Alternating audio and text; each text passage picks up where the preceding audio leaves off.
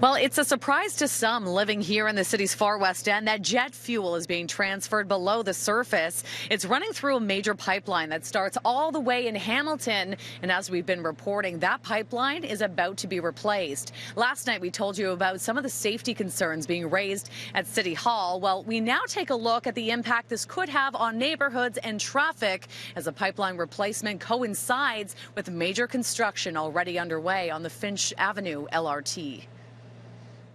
Were you aware that jet fuel is being transferred just meters below us right now? I had no idea. No, not at all. This is the first time some of the homeowners living along the pipeline have heard about the replacement project set to begin in a matter of months. Is this something you would like to know about more than just a few months before it happens? Sure. I mean, we just lived through getting this intersection done, which took a couple of years. And if they're going to tear everything up again, it's going to be a real nuisance. Imperial Oil is planning to replace about 63 kilometers of the line with new pipe running from the water-down pump station in Hamilton to the company's terminal storage facility at Keele and Finch. Most of the line runs adjacent to highways in the Toronto area, but branches out into North York as it connects to the station on Finch Avenue West. Are you concerned about what this pipeline could mean for this neighborhood? Absolutely. So if it follows the course of all the other lines, it crosses that LRT east of Weston Road. And that's going to have certainly an impact. They're going to dig up a road that they just dug up a few months ago, moving some of the other infrastructure under that street. So it'll do that all over again, and it'll cause a disruption there all over again.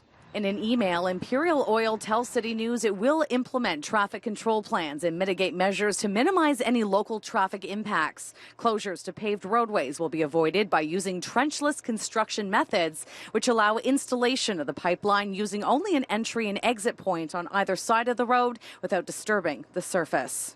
The entire pipeline runs along 5 highways, including the 401 at the 427, and runs through 8 cities, regions, and towns, and goes under rivers, including the Credit and the Humber.